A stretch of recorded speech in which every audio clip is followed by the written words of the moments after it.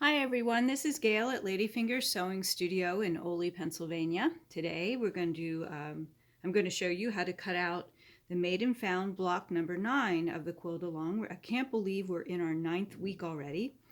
However, if you're just starting with this quilt along, you can go back and pick up all of the previous patterns. They're in the files section of the Ladyfingers AccuQuilt Go Club Facebook page. They're also in the files section of the Made and Found Facebook page, and they are on the Ladyfingers website, ladyfingersewing.com. If you click on the banner right at the top of the home page, there's a place that says Made and Found, and all of the patterns are found there. So you have access to them pretty readily. Of course, these patterns are written for rotary cutting, but what I've done with these videos is show you how to use the AccuQuilt cutting system to cut all these blocks out perfectly. All of the blocks, all 36 blocks plus the 6 bonus blocks, are 9-inch finished square.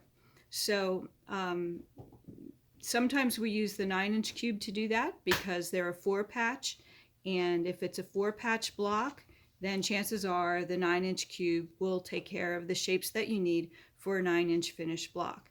How to know that? This particular block can be divided into 4 equal units, okay? And if that is the case in any patchwork block that finishes at 9 inches, then you will use the 9-inch cube. Chances are you will use the 9-inch cube to cut them out. So the shapes that you're going to need from the 9-inch cube are shape number 5, which is a 2¼ inch finished half square triangle unit. That's shape number 5 from the 9-inch cube. And the other shape we're going to need is shape number 2, which is a 2¾ inch cut square from our 9-inch cube as well. So it's just 2 shapes for this block, which is kind of nice. So we have in the diagram on the pattern that you get, there are 3 color choices here. You can mix it up, as I've said many times. Make it your own. Change the fabrics. Do whatever you want to create a different look within this block configuration. It's a lot of fun to do.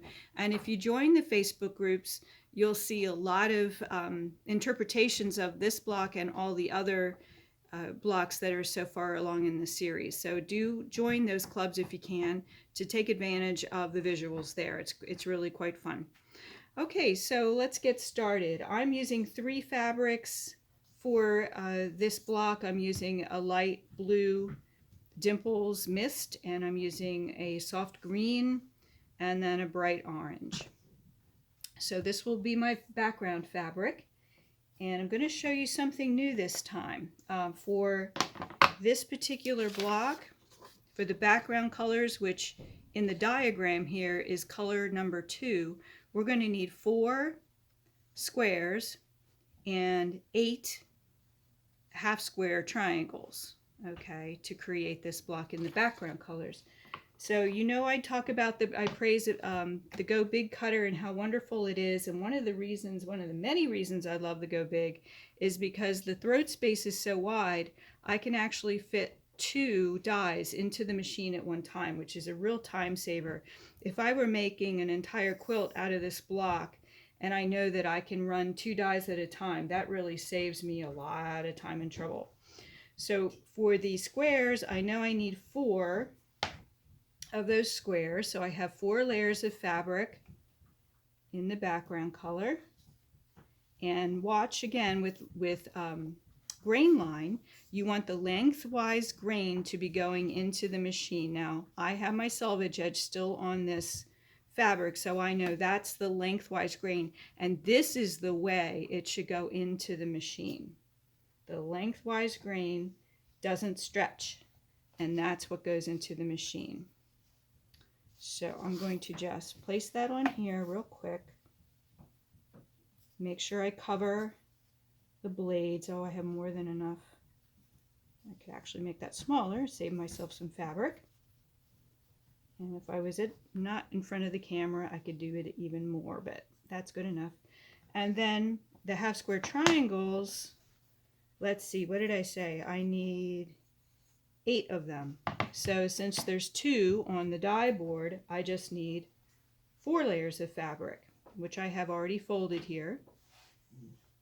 Again, you line up the straight of grain with the die shape, not the die board.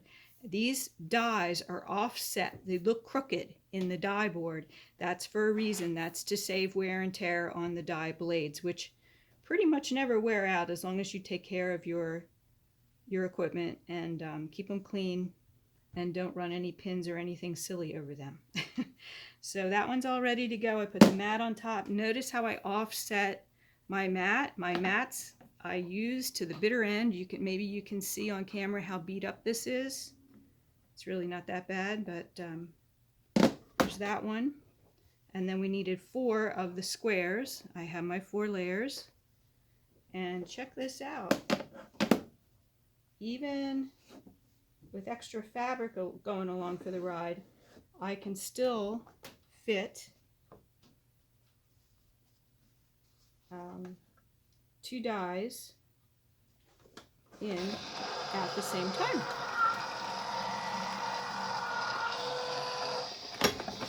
Okay. Notice I slide the mat off of the die board. I don't lift. If you forget and you lift, sometimes static can make the shapes, the fabrics stick to the mat, which is not the end of the world. But if you get into the habit of paying attention to things like that, then everything just goes that much more smoothly. Okay. Let me just clean up the edges on this real quick. I have those. And I have the triangles. I don't think I needed that one. Okay. And you can see here I made a mistake. So I want to show you this. Where did I do? Here I have a little extra notch that was just arbitrarily in my scrap. So when I folded it, I wasn't terribly careful. And this is just the dog ears being trimmed off. So that's supposed to be there. But if that happens to you, and it probably will at some point, sometimes a little notch like that will show up. It's still a perfectly usable piece because that's part of the seam allowance, so it won't really matter too much. So I kind of will let that go. But if it bothers you, then just simply cut out another triangle. Okay, so we have our background fabrics all ready to go already. Now I need the 4 corner pieces here in the darker, in color number, what they're calling color number 3. And for that I'm using this nice rich darker orange dimples. And so we just need 4 of those. And I have 2 there. I can bring that up a little bit. Okay. That's my lengthwise grain. I already know that.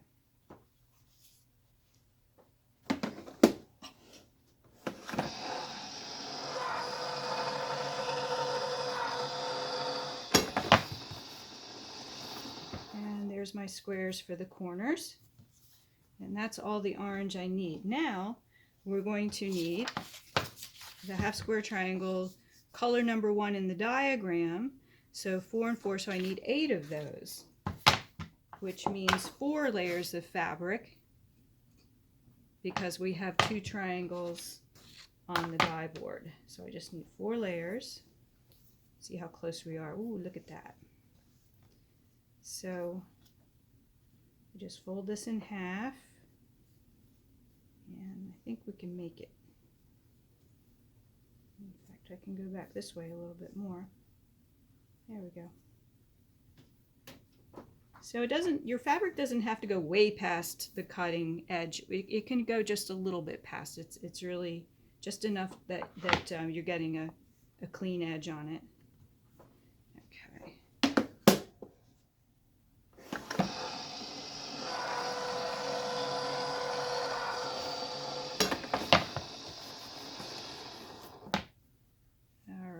There are my 8 triangles that will do the kind of like the pinwheel look in the middle.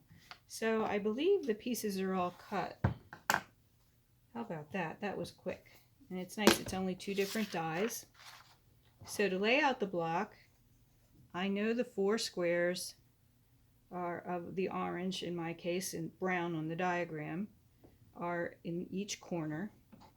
The center is a pinwheel, so we'll be using the green, for me, the green and the background. Remember, you can do whatever you want.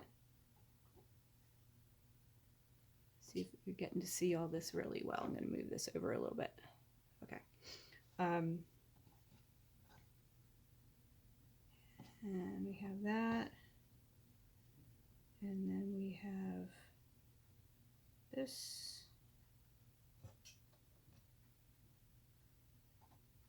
And we have this. Okay, so we have our pinwheel in the center, and then we're going to do the half square triangle units that are in the outside edges of the block. And honestly, I usually lay out my blocks when I'm piecing. I kind of leave I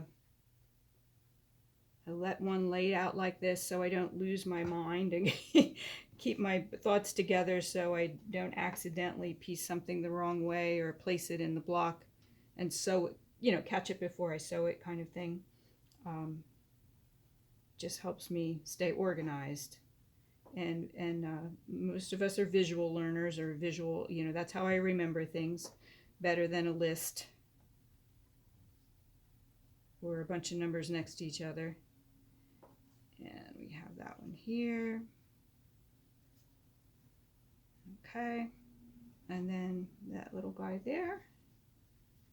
And then this is the last half square triangle unit. Now to sew these, the first thing we're going to do is sew all of our half square triangle units so that you end up with 16 squares.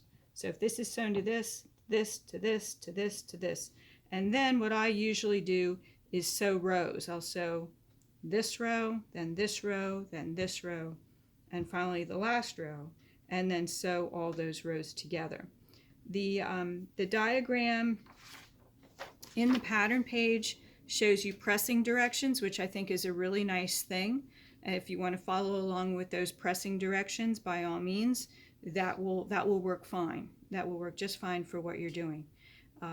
What you don't want to listen to whenever you're doing AccuQuilt and you're using a rotary cutter pattern, these cutting directions are not going to apply to you. This kind of sewing direction where you're drawing lines and cutting, sewing on either side of the line and then cutting again and truing things up and all that, you don't really have to do that. That's not part of how you construct a block when you're cutting with AccuQuilt. It's a whole different idea. So just ignore that. Ignore these numbers because you don't need them. You're not rotary cutting. You're not having to build on a seam allowance. The seam allowance issue is already taken care of when you select the correct die for what you're doing. So again, for block number 9, you're going to use the 9-inch cube because this is a 4 patch. That's the key thing to remember. If your block can be divided evenly in half into 4, then you're going to use the cube size that the block size calls for. That's kind of the little secret there. So I hope that starts to make sense to you as you go along in this quilt along. And if you have questions or pictures to post, please do so on the Ladyfingers AccuQuilt Go Club Facebook page, which I hope you've joined. There are well over 1,000 of us strong in there. Also on the Made and Found official Facebook page, and post to both Facebook pages if you can. That really helps out a lot of people, not only with with all kinds of issues, but mostly with color placement and ideas. And isn't it nice to be able to share those things with like-minded people, which is really cool. So I hope you enjoyed this. Also, the videos will live on the Ladyfingers YouTube channel. That's Ladyfingers Sewing on YouTube. We have a channel with lots and lots of videos, and all of these videos each week will live there as well. So thanks again and have a great day.